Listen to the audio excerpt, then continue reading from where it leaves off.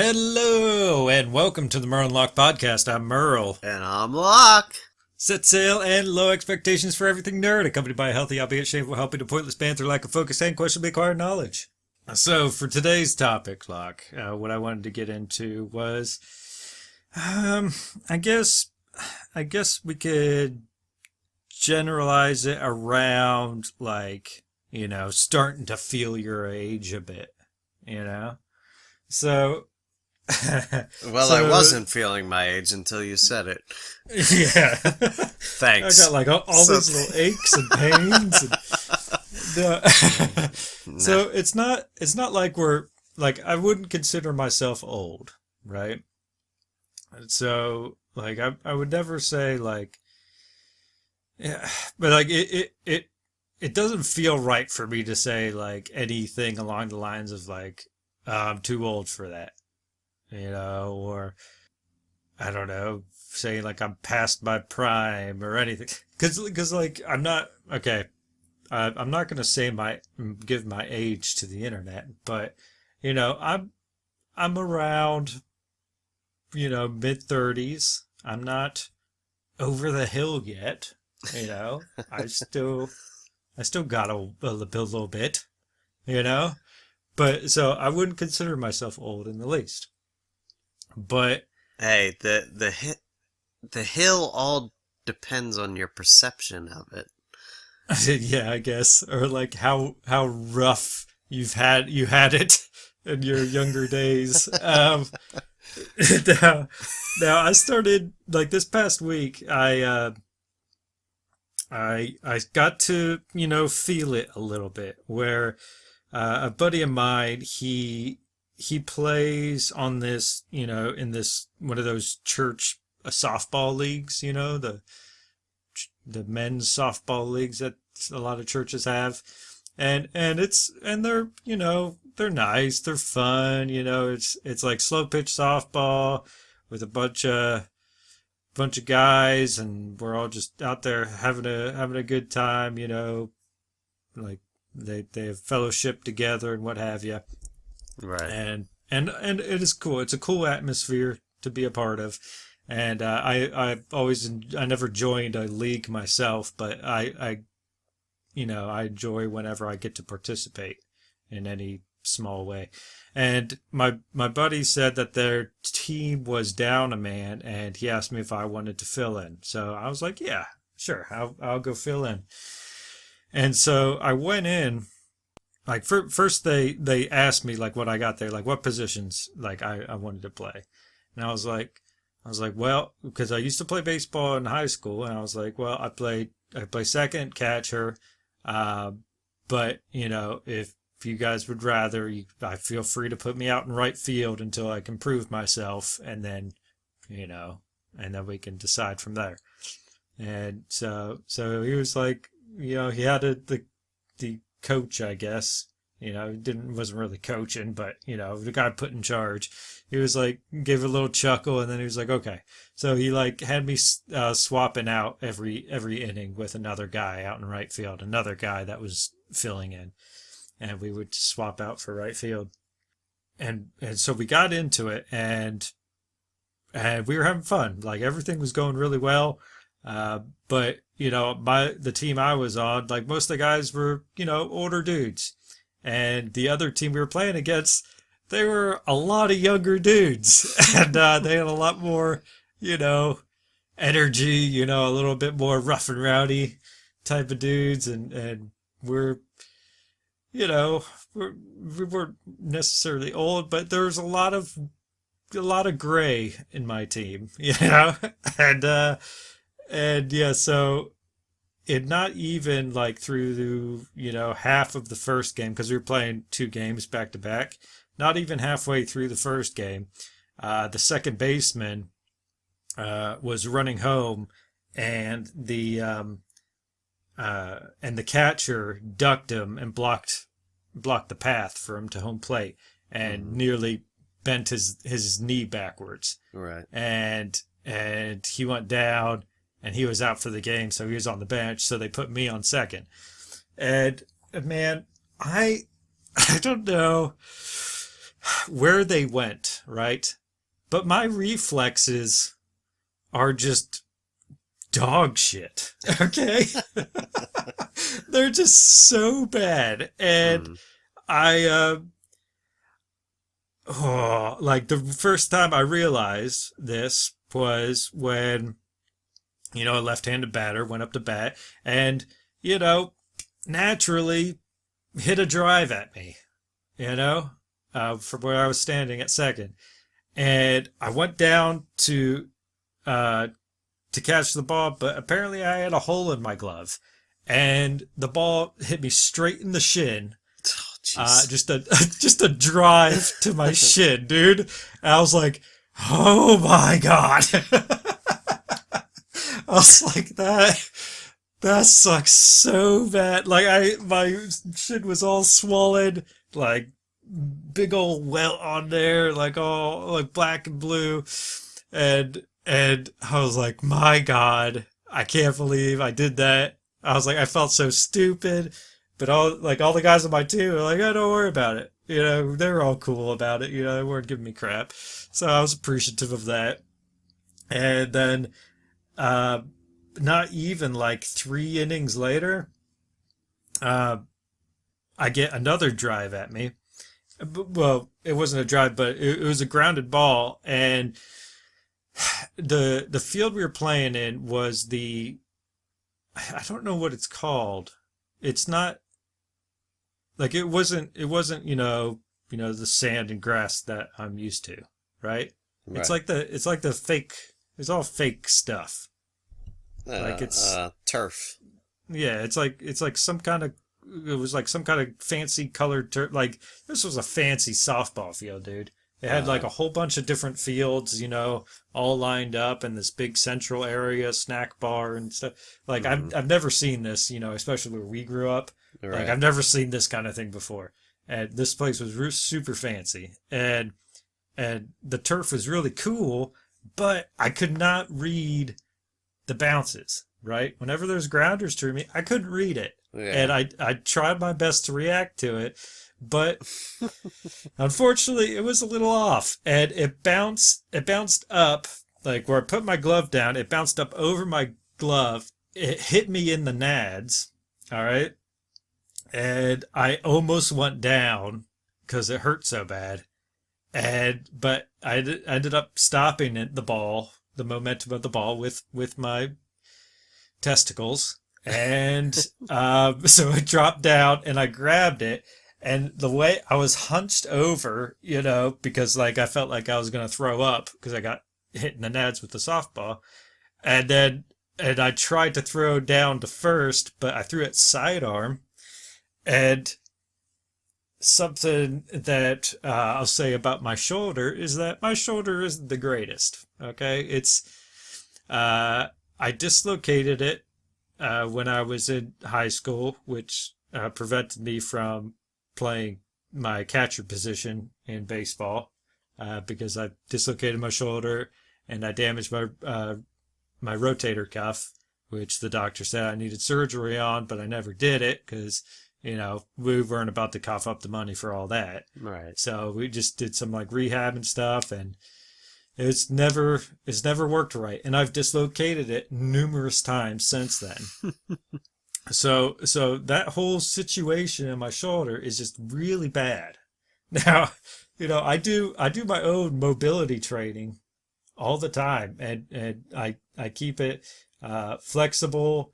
And I stabilize it by doing strength training, and I do everything for it. But for some reason, like if I throw a ball, like that whipping motion with my arm, if I do that the wrong way, it completely obliterates my shoulder. And I threw it the wrong way and obliterated my shoulder.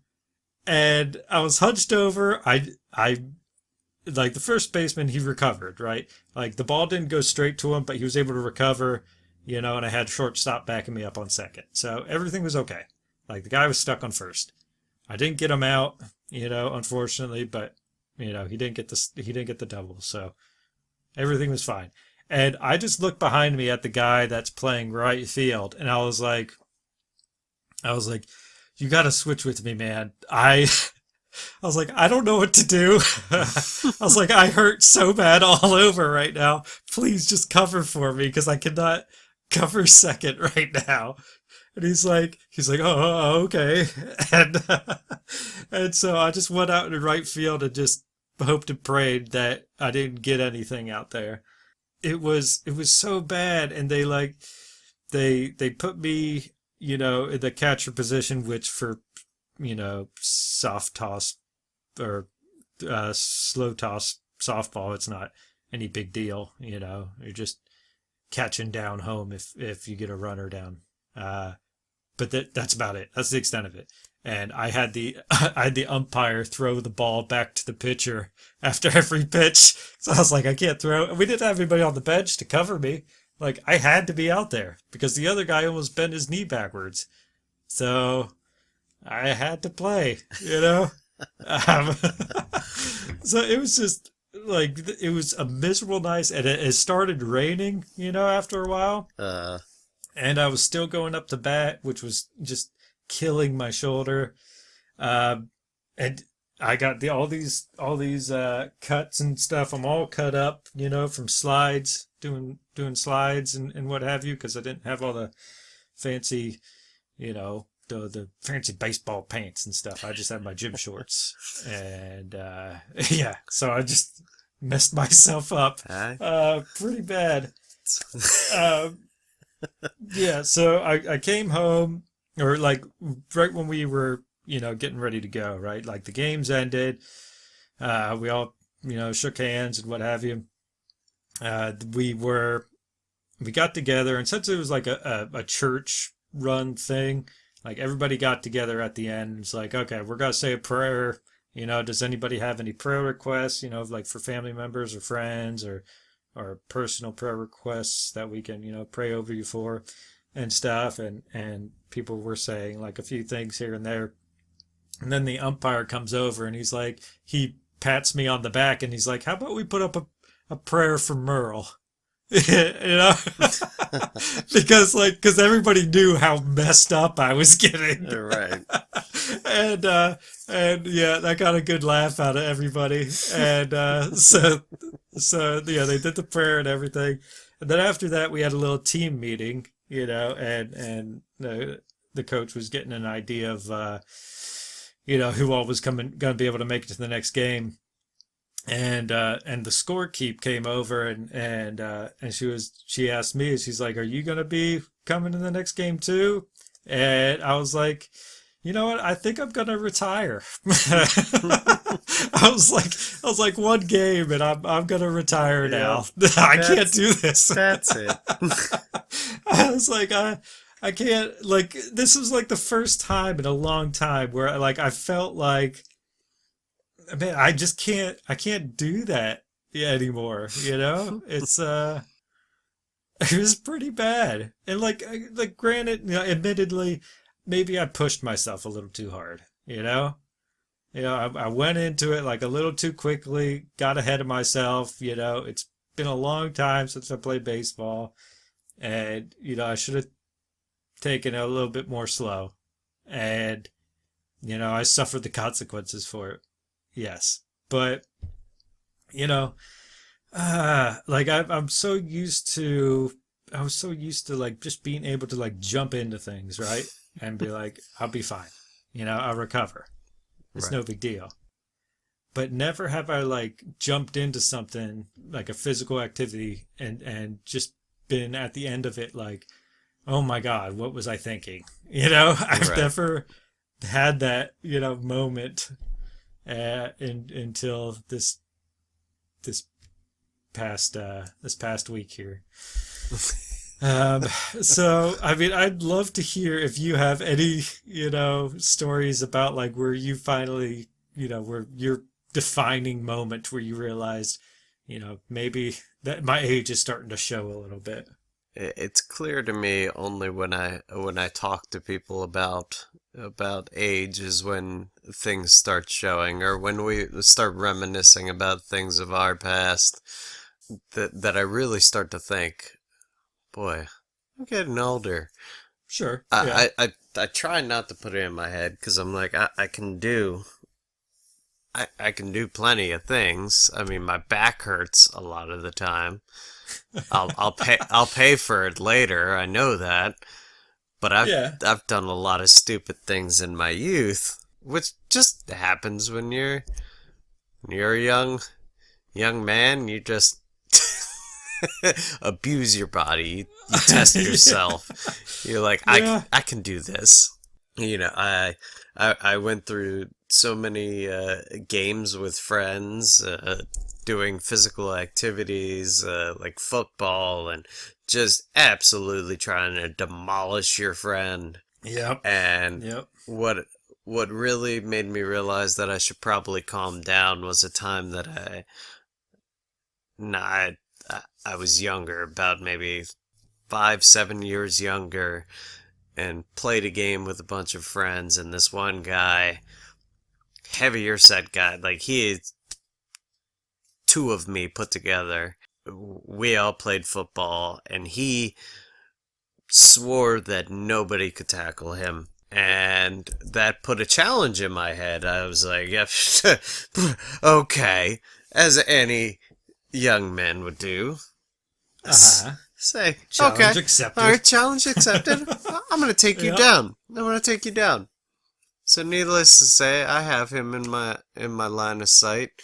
He's trying to plow through everybody. Nobody's really challenging him to tackle him, and I do. Now, in football, this would have absolutely been holding, because I had to like kind of grab and pull him down to the ground.